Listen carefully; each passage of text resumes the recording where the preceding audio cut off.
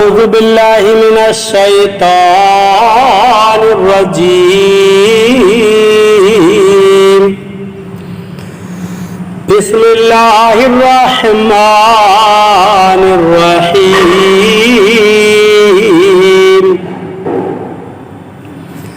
وإذ قال موسى لقومه إن الله يأمركم أن تذبحوا بقرة قالوا أتتخذنا هزوا قال أعوذ بالله أن أكون من الجاهلين. قالوا ادع لنا ربك يبين لنا ما هي قال إنه يقول إنها بقرة لا فارض ولا بكر عوان بين ذلك فافعلوا ما تؤمرون. قالوا ادع لنا ربك يبين لنا ما لونها قال إنه يقول إنها بقرة صفراء فاقع لونها تسر الناظرين. قالوا ادع لنا ربك يبين لنا ما هي إن البقرة تشابه علينا وإنا إن شاء الله لمهتدون. ترجمہ کنز الایمان. اللہ کے نام سے شروع جو نہایت مہربان رحم والا. اور جب موسیٰ نے اپنی قوم سے فرمایا خدا تمہیں حکم دیتا ہے کہ ایک گائے ذبح کرو، بولے کہ آپ ہمیں مسخرہ بناتے ہیں. فرمایا خدا کی پناہ کہ میں جاہلوں سے ہوں.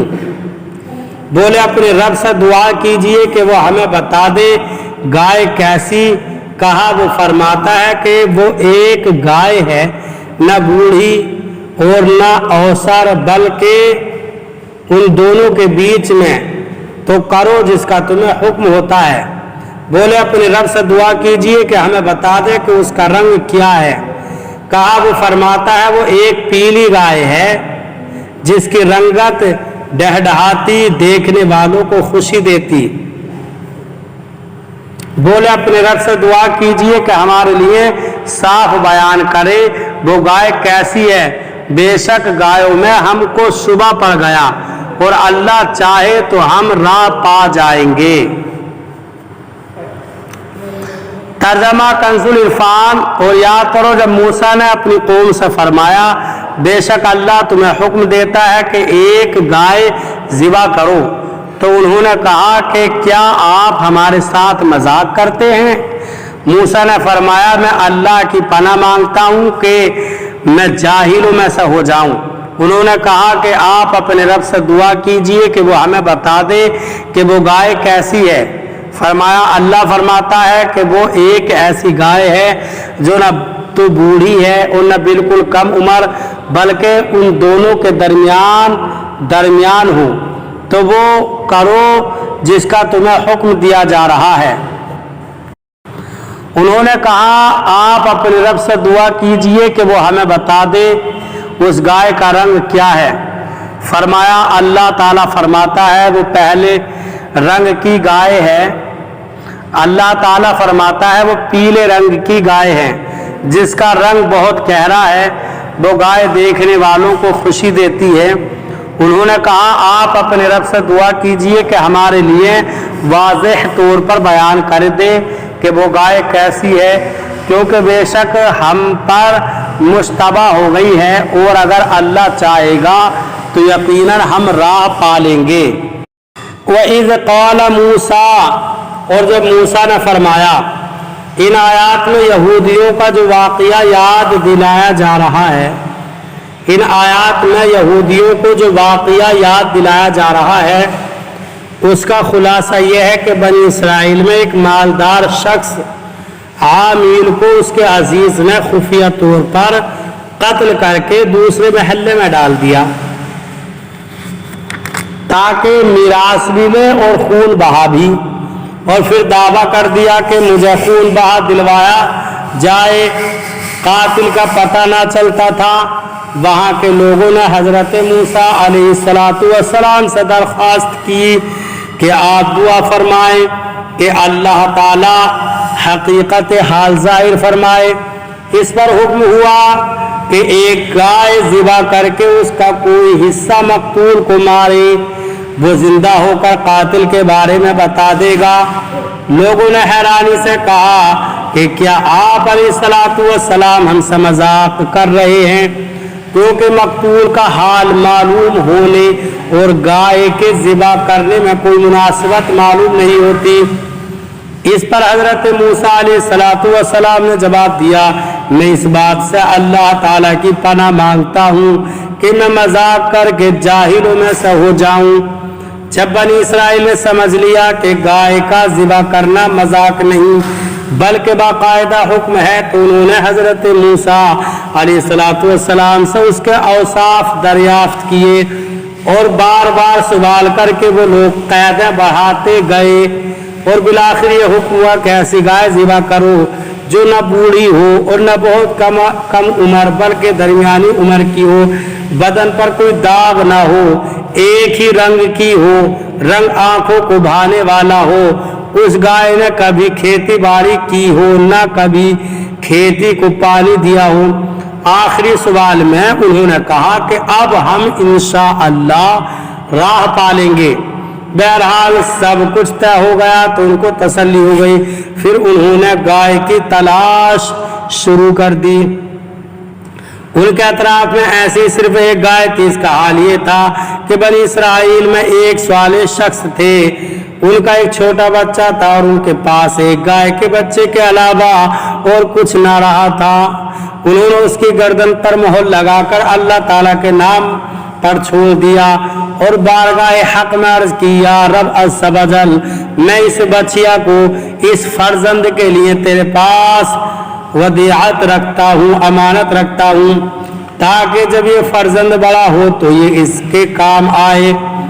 उस नेक शख्स का तो इंतकाल हो गया, लेकिन वो बच्चिया जंगल में अल्लाह ताला की हिफाजत में परवरिश पाती रही। ये लड़का जब बड़ा हुआ तो स्वालिह मुत्तकी बना और माँ का फरमाबरदार था। एक दिन उसकी वालिदा ने कहा, ऐ नूरे नज़र, तेरे बाप ने तेरे लिए फला जंगल में खुदा के नाम एक बच्चिया छोड़ी थी, वो अब जवान हो गई होगी। अल्लाह ताला से दुआ करो कि वो तुझे अता फरमाए और तू उसे जंगल से ले आ। लड़का जंगल में गया और उसने गाय को जंगल में देखा और वालिदा की बताई हुई अलामत है उसने पाई और उसको अल्लाह ताला की कसम देकर बुलाया तो वह हाजिर हो गई। वो जवान उस गाय को वालिदा की खिदमत में लाया। वालिदा ने बाजार में ले जाकर 3 दीनार पर फरोख्त करने का हुक्म दिया और ये शर्त की कि सौदा होने पर उसकी इजाज़त हासिल की जाए। उस ज़माने में गाय की कीमत उन अतराफ में 3 दीनार ही थी। जवान जब उस गाय को बाजार में लाया तो एक फरिश्ता खरीदार की सूरत में आया और उसने गाय की कीमत 6 दीनार लगा दी, मगर ये शर्त रखी कि जवान अपनी वालिदा से इजाज़त नहीं लेगा। जवान ने ये मंजूर न किया और वालिदा से तमाम किस्सा कहा। उसकी वालिदा ने 6 दीनार कीमत मंजूर करने की तो इजाज़त दी, मगर बेचने में फिर दोबारा अपनी मर्जी दरियाफ्त करने की शर्त लगा दी। जवान बाजार में आया, उस मर्तबा फरिश्ते ने 12 दीनार कीमत लगाई और कहा, वालिदा की इजाज़त पर मौकूफ न रखो। जवान ने न माना और वालिदा को इत्तला दी। वो साहिब फिरासत औरत समझ गई कि खरीदार नहीं कोई फरिश्ता है जो आजमाइश के लिए आता है। बेटे से कहा, अब की मर्तबा खरीदार से ये कहना कि आप हमें इस गाय के फरोख्त करने का हुक्म देते हैं या नहीं। लड़के ने यही कहा तो फरिश्ते ने जवाब दिया कि अभी इसको रोके रहो। जब बनी इसराइल खरीदने आए तो इसकी कीमत ये मुकर्रर करना कि इसकी खाल में सोना भर दिया जाए। जवान गाय को घर लाया और जब बनी इसराइल जुस्तजू करते हुए उसके मकान पर पहुंचे तो यही कीमत तय की और हज़रत मूसा अलैहिस्सलाम की ज़मानत पर वो गाय बनी इसराइल के सुपुर्द की। इस वाक़ये से कई चीज़ें मालूम हुई। एक, नबी के फरमान पर बगैर हिचकिचाहट अमल करना चाहिए और अमल करने की बजाय अक्ली ढकोसले बनाना बेअदबों का काम है। 2, पैगंबर झूठ, दिल लगी और किसी का मजाक उड़ाना वगैरह ऐबों से पाक हैं। البتہ خوش طبعی ایک محمود صفت ہے، یہ ان میں پائی جا سکتی ہے۔ 3 شرعی احکامات سے متعلق بھیجا بحث مشقت کا سبب ہے۔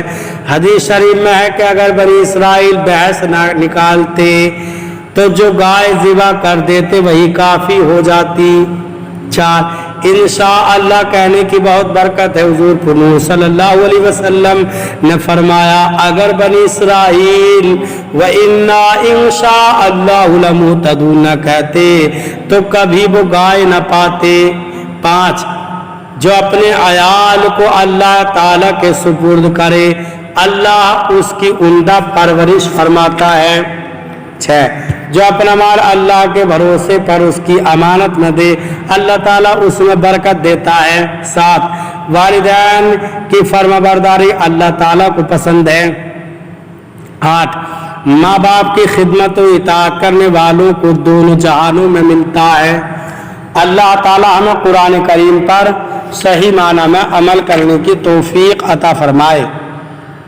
برادران اسلام، آپ تمام ہی حضرات سے گزارش کی جاتی ہے کہ خود بھی قرآن کریم کی تلاوت، ترجمہ اور تفسیر سماعت کیجیے، اپنے عزیز و اقارب اور رشتہ داروں کو بھی شیئر کیجیے تاکہ آپ اس کے ذریعے صدقہ جاریہ کے مستحق ہو جائیں۔